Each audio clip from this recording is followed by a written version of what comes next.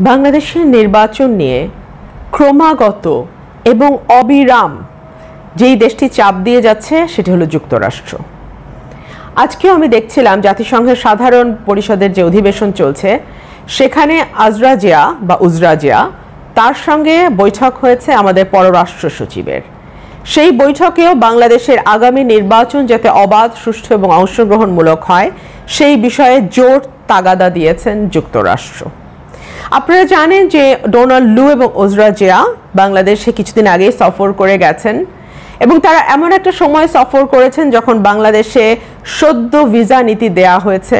বাংলাদেশের যারা নির্বাচন কারচুপির সঙ্গে যুক্ত থাকবেন বা নির্বাচনে কোনো রকম কোনোভাবে প্রভাব বিস্তারের চেষ্টা করবেন, ভোটারদের ভয় ভীতি দেখাবেন, মানুষের বাক স্বাধীনতা কিংবা সভা সমাবেশের যেই স্বাধীনতা সেই ব্যাপারে কোনো অন্যরকম কোনো আচরণ করবেন বা বাধা সৃষ্টি করবেন, তাদের ব্যাপারে ভিসা নীতি প্রয়োগ করা হবে এবং শুধু তারা নয়, তাদের পরিবারের যারা সদস্য আছেন তারাও এই ভিসা নীতির মধ্যে পড়বেন। এই ঘোষণাটি যখন যুক্তরাষ্ট্র থেকে দেয়া হলো বাংলাদেশের ব্যাপারে, for the first time in history of বাংলাদেশের 51-52 বছরের জীবনে প্রথমবারের মতন, তখন তার পরপরে উজরা জিয়া এসেছিলেন এবং তিনি এবং ডোনাল্ড লু দুইজনই খুব স্পষ্ট ভাষায় এই ভিসা নীতি ব্যাখ্যা করেছেন, বলেছেন এবং বাংলাদেশের সরকারকে তাগাদা দিয়েছেন একটি সুষ্ঠু নির্বাচনের জন্য। এখন যখন আবার যুক্তরাষ্ট্রে গেলেন প্রধানমন্ত্রী তার বিশাল সফর নিয়ে, যদিও তিনি কিছুদিন আগে বলেছিলেন যে 20 ঘন্টা পাড়ি দিয়ে যুক্তরাষ্ট্রে না গেলে কি যায় আসে, যুক্তরাষ্ট্র চাচ্ছে না শেখ হাসিনার সরকার ক্ষমতায় থাকুক। তিনি বলছিলেন যে যারা আমাদের উপর নিষেধাজ্ঞা দেয় তাদের সঙ্গে আমরা কোনো রকম কোনো লেনদেন করব না, যুক্তরাষ্ট্র থেকে কিছু কিনবো না বা যুক্তরাষ্ট্রকে কিছু দেবো না, এরকম একটা খুব একেবারে মুখোমুখি লড়াইয়ের এক ধরনের ইঙ্গিত দিচ্ছিলেন। তিনি খুব স্পষ্টভাবে বলছিলেন, আবার সঙ্গে এটাও বলছিলেন যে একটা সেন্ট মার্টিন দিয়ে দিলেই তো আমার কোনো সমস্যা থাকে না, আমি ক্ষমতা থাকতে পারি। মানে একবার এক এক রকম কথা, যুক্তরাষ্ট্রের চাপে দিশেহারা মনে হয়েছিল তখন তাকে। তো সেই 20 ঘন্টা পাড়ি দিয়ে অবশ্য তিনি বিরাট বহর নিয়েই গেছেন, সেই বহরেরই একজন পররাষ্ট্র সচিব যার সঙ্গে উজরা জিয়ার বৈঠক হয়েছে। উজরা জিয়া এই বৈঠকের পরপর একটা টুইট করেছেন, সেই টুইটটিতে তিনি বলেছেন, productive conversation with foreign secretary Masud bin Momen on the margins of UNGA 78. Appreciated meeting again to discuss the importance of free and fair election, freedom of expression, continued humanitarian support for Rohingya and communities that host them. অর্থাৎ এখানে যদি সাদা বাংলায় আমরা তর্জমা করি, প্রথম আলো সেই তর্জমা করে দিয়েছে, সেটা বলছে জাতিসংঘ সাধারণ পরিষদের অধিবেশনের ফাঁকে বাংলাদেশের পররাষ্ট্র সচিব মাসুদ বিন মোমেনের সঙ্গে আমার ফলপ্রসূ আলোচনা হয়েছে। অবাধ সুষ্ঠু নির্বাচন, মত প্রকাশের স্বাধীনতার গুরুত্ব নিয়ে আবার আলোচনার জন্য তাকে ধন্যবাদ জানিয়েছি। রোহিঙ্গাদের পাশাপাশি তাদের আশ্রয় দানকারী স্থানীয় জনগোষ্ঠীর জন্য মানবিক সহায়তা অব্যাহত থাকবে বলেও তিনি তার টুইটে জানান। এই যখন পরিস্থিতি, অর্থাৎ আপনি যেখানেই যান না কেন, যুক্তরাষ্ট্রে যার সঙ্গে আপনার দেখা হোক না কেন, সেটা বাংলাদেশ হোক কিংবা যুক্তরাষ্ট্র ইটসেলফ, সেখানেই আপনাকে আসলে নেক্সট নির্বাচন নিয়ে কি হবে সেই প্রশ্নের মুখোমুখি হতে হচ্ছে এবং সেই ব্যাপারে আপনাকে কথা বলতে হচ্ছে। এমন একটা অবস্থায় বর্তমান সরকার নির্বাচনের পরিকল্পনা করছে যখন বিরোধী দল খুব স্পষ্টভাবে বলে দিয়েছে তারা নির্বাচনে অংশ নেবে না যদি না নির্বাচনটি একটি কেয়ারটেকার বা নিরপেক্ষ সরকারের অধীনে হয়, অর্থাৎ দলীয় সরকারের অধীনে আর কোনো নির্বাচন নয়।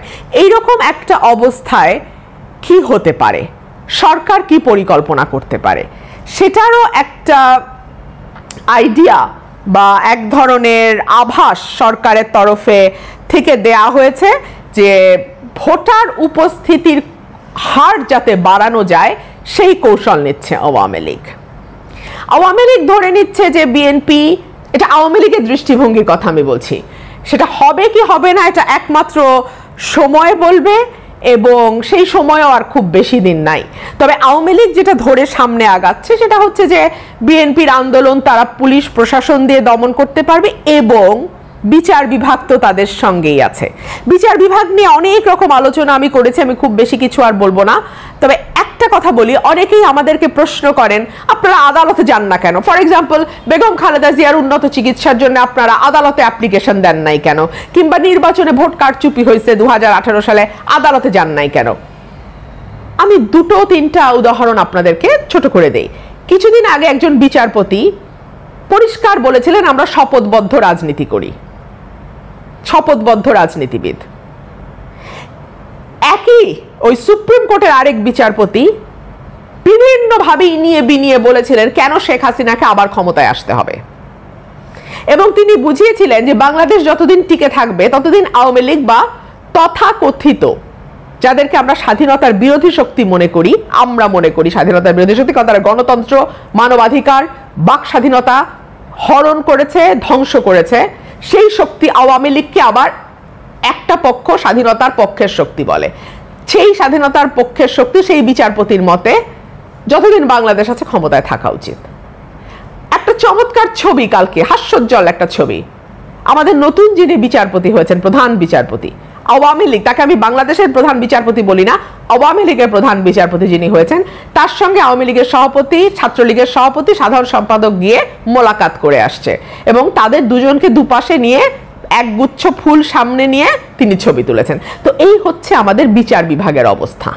তো আওয়ামী লীগ মনে করছে যে এই জাতীয় বিচার বিভাগ একেবারে চাকর, আওয়ামী লীগের চাকর হয়ে যাওয়া বিচার বিভাগ, সঙ্গে ধরেন পুলিশ প্রশাসন তো আগেই আছে, একদম দুই হাত তুলে আছে তাদের সার্ভিস দেওয়ার জন্য।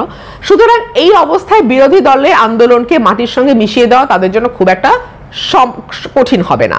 একদিকে পুলিশ প্রশাসন দিয়ে মারপিট করবে, রাস্তায় শোয়ায় দেবে বিরোধী দলের নেতা কর্মীদেরকে, অন্যদিকে আদালত দিয়ে তাদের শাস্তি নিশ্চিত করে সিনিয়র নেতাদেরকে জেলে ভরে ফেলবে। এই রাস্তা পরিষ্কার।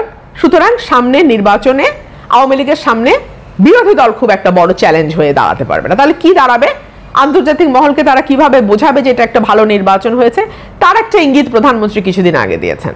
জনগণ অংশগ্রহণ করলে সেই নির্বাচনকে অংশগ্রহণমূলক বলা হবে। জনগণকে তিনি কিভাবে অংশগ্রহণ করাবেন তারই একটা কৌশল আওয়ামী লীগ এখন নিচ্ছে, যে বিভিন্ন জায়গায় আওয়ামী লীগের নিজস্ব কোর ভোটার তো আছে, কোর কর্মী আছে, বিভিন্ন জায়গায় আওয়ামী লীগের সুবিধাভোগী লোকজন আছে, তাদেরকে দিয়ে হাতে পায়ে ধরে হলেও ভোটারকে ভোট কেন্দ্রে নিয়ে আসতে হবে। কিছু জাতীয় পার্টির নির্বাচনে অংশ নিচ্ছে ধরে নেওয়া যায়, কিছু ইসলামিক দল আছে যারা সরকারের সঙ্গে থাকতে চাইছে, সেই সঙ্গে কিছু ঘাস পাতা মার্কা কিছু দল, বিএনপির মানে একটা ছোট্ট অংশ, অন্যান্য দল থেকে নেওয়া একটা ছোট অংশ, যেমন ধরুন তৃণমূল বিএনপি বা বিএনএম যেগুলো, হ্যাঁ, সেগুলোকে নিয়েও তারা নির্বাচনটাকে সাজানোর একটা ছক কষছে এবং সেরকম একটা অবস্থায় তারা চেষ্টা করবে ভোটারের উপস্থিতি যতটা সম্ভব বাড়ানো যায়।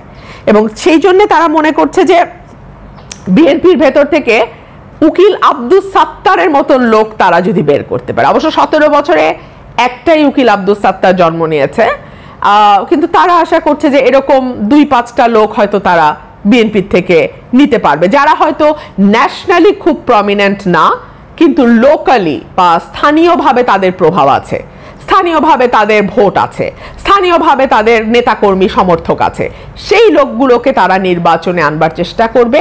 এবং এভাবে তারা মনে করছে যে 170 থেকে 180টা আসন তাদের জন্য যথেষ্ট হবে, এর বেশি আসন তাদের দরকারও নাই যদি বিএনপি না আসে। বাকি আসন তারা বিরোধীদের দেবে, বা তথাকথিত বিরোধী যারা আসলে যাদের মানে আসলে কন্ট্রোলিং যেই সুতাটা সেটা আওয়ামী লীগের হাতেই থাকবে, কিন্তু তাদেরকে দিয়ে তারা ভোটটাকে গ্রহণযোগ্য বা অংশগ্রহণমূলক দেখানোর চেষ্টা করবে এবং ভোটার উপস্থিতি অ্যাটলিস্ট 50% রাখবার চেষ্টা করবে। ধরেন ম্যানিপুলেটেড নাম্বার বা ডেটা তো দেখানোই হয়, সেটা তো নতুন কিছু না, তবে চেষ্টা করবে যে একেবারে যেন 5%কে 50% দেখানো না হয়, 30%কে 40% বা 40%কে 50% ঠিক আছে দেখালো, কিন্তু একেবারে 5%কে 50% দেখাতে গেলে তখন সমস্যা হয়ে যায়। এবং দেখুন, নির্বাচন পরিচালনা কমিটির প্রধান যিনি সমন্বয়ক আওয়ামী লীগের, কবির বিন আনোয়ার তিনি প্রথম আলোকে বলেন, আমরা ভোটারদের প্রয়োজনে হাতে পায়ে ধরে কেন্দ্রে নিয়ে আসব, প্রত্যেক ভোটারের মুখামুখি হয়ে সরকারের যে অর্জন সেটা আমরা বর্ণনা করব। ঠিক যে কথাটা আমি বলেছিলাম, আওয়ামী লীগের নির্বাচনের সমন্বয়কারী যিনি আছেন দায়িত্বে তিনিও একই কথা বলছেন। এখন আওয়ামী লীগের এই পরিকল্পনা কতটুকু সফল হবে সেটার একটা বিরাট প্রশ্ন আছে সামনে। কারণ বিরোধী দল যারা 17 বছর ধরে বিভিন্নভাবে নির্যাতনের শিকার হয়েছে, মামলা হামলা, গুম খুন, বিচার বহির্ভূত হত্যা, এলাকায় থাকতে না পারা, চাকরি বাকরি ব্যবসা বাণিজ্য করতে না পারা, নানানভাবে আর্থিক মানসিক শারীরিক নিগ্রহের শিকার হওয়া, তারা এই নির্বাচনটিকে এইভাবে চলে যেতে দিবে বলে মনে করবার কোনো কারণ নাই। এক। দুই হলো, পুলিশ প্রশাসনে লক্ষাধিক লোক আছে, বাংলাদেশে আছে 17 কোটি মানুষ। মানুষ যদি নিজের অধিকার আদায়ে সোচ্চার হয়, এই 1-1.5 লক্ষ 2 লক্ষ আমলা প্রশাসন আর পুলিশ দিয়ে সেই মানুষকে দমন করা অসম্ভব। 3 হচ্ছে, যারা সুবিধাভোগী গোষ্ঠী তারা কিন্তু হাওয়া বদলের সঙ্গে সঙ্গে তাদের চরিত্র বদলায়। যেই মুহূর্তে তারা বুঝতে পারবে আওয়ামী লীগের হেরে যাওয়ার 2-3% চান্সও আছে, বেশির দরকার নাই, ফিউ পার্সেন্টেজ চান্স আছে আওয়ামী লীগের হারার, এক মুহূর্ত তারা আওয়ামী লীগের পক্ষে আর থাকবে না। হয় নিরপেক্ষ লেবাজ নিবে, আর নাইলে একেবারে সরাসরি আওয়ামী লীগের বিপক্ষে অবস্থান নেবে। আওয়ামী লীগ নিজেও জানে 75-এর 15ই আগস্টের পরে আওয়ামী লীগের সভানেত্রী আজকেও দুঃখ করেন, এত কাক চারপাশে এখন কাকা করে, কোথায় ছিল এই কাকেরা? একটা কাকও তো রাস্তায় নামলো না, একটা কাকও তো আওয়াজ দিল না। তো এটাই বাস্তবতা, এটা আওয়ামী লীগের সভানেত্রী তার নিজের জীবনে হাড়ে হাড়ে বুঝেছেন। সুতরাং তিনি জানেন যে 1-2% চান্সও যদি এই সুবিধাভোগী চাটার দল বুঝে, 1 সেকেন্ডও দেরি করবে না, তারা ভোল পাল্টায় ফেলবে। এবং যদি বিরোধী দল 3 মাসের এই সময়টাকে সত্যিকার অর্থেই মনে করে যে এটা আগামী 100 বছরের বাংলাদেশের ভাগ্য নির্ধারণ করে দেবে, এবং সেখানে তার যেটুকু ভূমিকা, যেটুকু তার পক্ষে সম্ভব, তার সর্বোচ্চটা দিয়ে তাকে করতে হবে, তাহলে আমার মনে হয় না এই সরকারের পক্ষে এইসব কৌশল তারা করবে। নিশ্চয়ই করবে, তারা তাদের ক্ষমতা টিকিয়ে রাখতে চেষ্টা করবে না, নিশ্চয়ই করবে, কিন্তু এই কৌশল আদতে কোনো কাজে দেবে না যদি বিরোধী দল নেতাকর্মীরা এবং সাধারণ মানুষ বোঝে যে আগামী 100 বছর তাদের জীবন কেমন যাবে সেটা নির্ধারিত হয়ে যাবে এই আগামী 2-1 মাসের মধ্যেই। এবং এই সময়টার সর্বোচ্চ ব্যবহারই তাকে হয় বা একটা বসবাসযোগ্য অবস্থায় রাখবে, আর না হলে তাকে একেবারে নরকের মধ্যে নিয়ে যাবে।